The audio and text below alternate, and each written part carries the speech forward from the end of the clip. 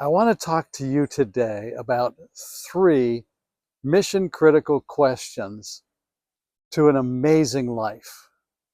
Answer these 3 questions and you can create for yourself an amazing and extraordinary life. These are 3 questions that are included in the 90-day sort of life transformation program that I have.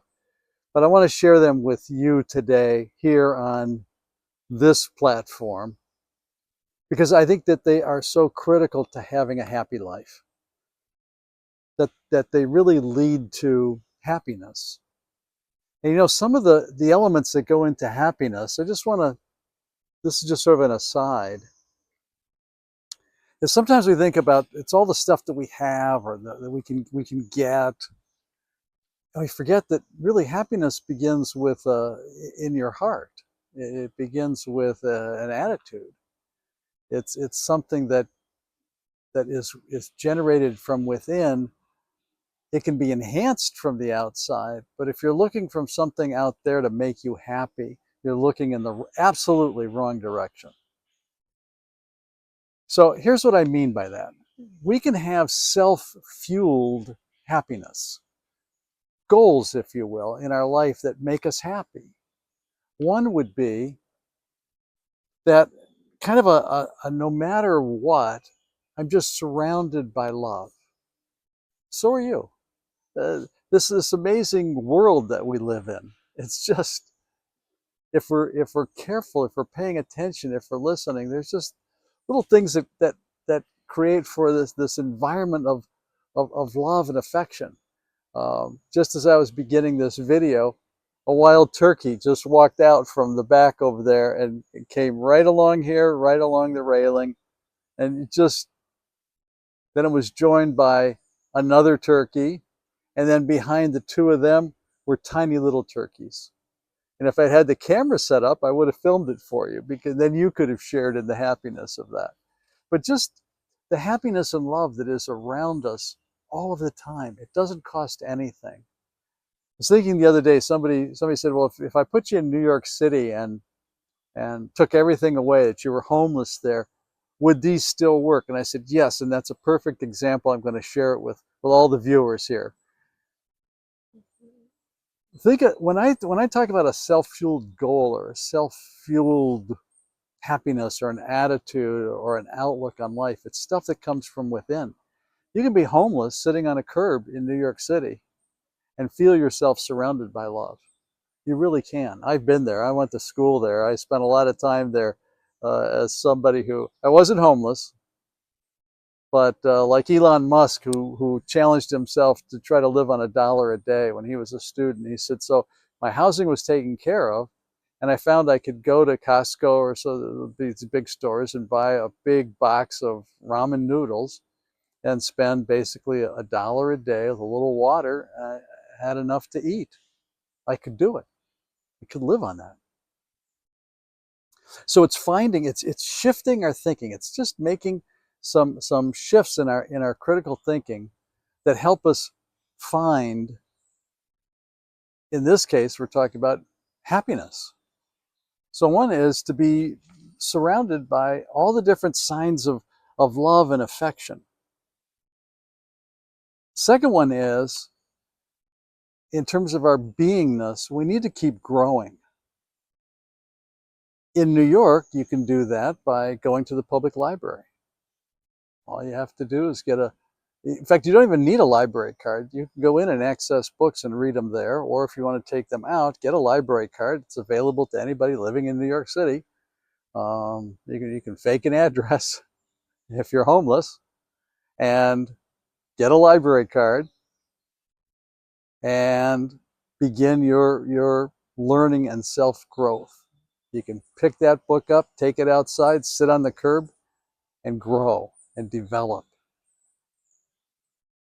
Eric Hoffer, a thumbless, at one point, American philosopher who was a longshoreman, had went all over the country. He was riding the rails, would work at the docks, um, and then go to the library, read, and then write these amazing books that I think are still available today about his observations about life and happiness. And this may have been where the idea came from. If it's Mr. Hoffer's, I give him credit for it. I'm not sure where this all came from, but it's looking at things that make us happy, make us the people that we are and that we want to become.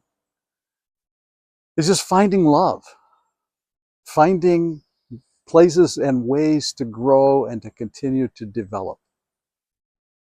And then to recognize that we are surrounded by beauty. Many of the museums in New York, particularly when I was there, were available to New York residents for free. There's absolutely no charge. Many museums are still that way. You can go in and just see the works of the masters in art, photography, sculpture. But in New York City, can I do that homeless with nothing? Yes. Central Park is amazing. It's beautiful. These lush lawns, woods. They even have a zoo. There's all kinds of ways and places to go and surround yourself with beautiful things. And I think some of the buildings themselves, just the architecture, is amazing in that city. Um, Very much like the song Autumn in New York, love to live it again. So I encourage you to just sort of look around where you are and find things to make you happy, to challenge yourself to grow every day, to recognize that you are surrounded by love, that this world and life itself is for you, it's not against you. And when you can kind of lower that negative attitude enough to perceive these other things, it begins to shift and change all of that for you. When suffering has meaning, Viktor Frankl said, it ceases to be suffering. It's finding the meaning of life, finding the meaning for your life. And that's really what a lot of it is that I'm talking about in these videos, is for you to discover what's the meaning and purpose of your life. And that brings us back to the mission 3 critical questions that we need to ask ourselves. And the first one is simply, what are the things that we want to have? What are the things that we want to experience in life? What are the yets for you? You haven't experienced it yet, but it's like on your list of amazing things and amazing ways to be in life. What are they? And I'd say just kind of brainstorm. Create a journal, start writing these things down. What are the most wild, crazy things that you want to do? How about doing a TED Talk? How about creating a YouTube channel? For me, getting out of the office one-on-one with people and sort of sharing this with everyone, because it isn't just mission critical for each person that I work with. This is critical for all of us to understand how to have an amazing life, an outstanding life, an extraordinary life. How do you move from just same old day, same old, just kind of drifting along and life by default, to a life that you've designed. You created the blueprint. Nobody can create it for you. This is your individual, unique life. So the first question is, what do you want to experience in it? What do you want to have? Where do you want to go? What do you want to do? Second important question. And I'd say you could just kind of create three columns. Put column 1 as experiences that I want to have.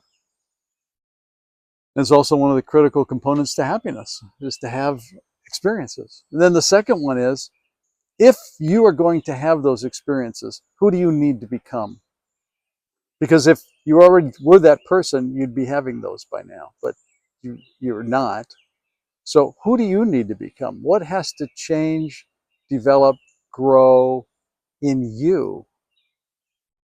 And again, this is not so much a mind exercise as a heart exercise. Your soul in you knows you came here prepared to have this amazing life. It's all there. Just listen to yourself. Get quiet and ask the question, where do I need to grow? If I'm going to experience this, if I'm going to experience winter in Paris, as a poet, I can't think of his name. He wrote the Ballad of Sad.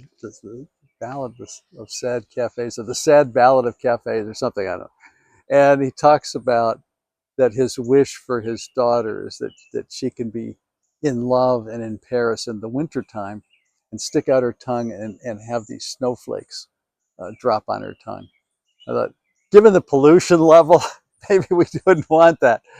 But it was an interesting image. Instead of Paris in the springtime, it's like, no, which is often rainy, as those of you who've been there know. No, how about winter? And how beautiful the Champs-Élysées is in a snowfall. It's amazing. So to experience some of those kinds of things in your life, what are the things that just kind of come to mind? Whatever they are, however outrageous they may be, understand that the next part is that you need to be the person who has those experiences. Who do you need to become to have those experiences? And again, don't use your head and, what do I see outside?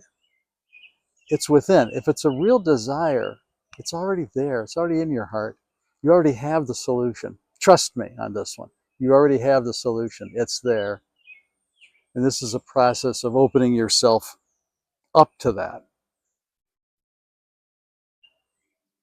And then once you're having those amazing experiences and you've grown and changed and transformed, and that is part of the transformation process, then it's time to share or to give back. Jose Silva, who developed the Silva method, I hope all of you know that method, have read it, and are using those little meditation techniques that he teaches. They're amazing. Do it. Maybe we'll do a video on it sometime. Jose Silva, he talks about, in order for something to really have a happiness impact on your life, the things that you're doing need to affect not just you, but at least one other person, plant, some kind of living thing, a pet, person, plant, or pet. That when it multiplies, is what he said. It's like 2 times 2. It isn't just you and one more. It multiplies. It just keeps doubling and extending. So when you have good things in your life and you're willing to share it with others, it just multiplies your own personal happiness. So what are the ways in which you're going to have impact on your world? That's the third of these mission critical questions. How will you impact your world, wherever it is?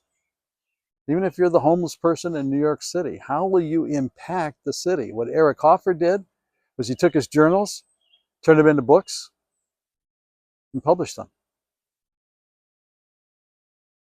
If that's not your gift, maybe painting. We know people who didn't start painting till late in their life. And they changed the world.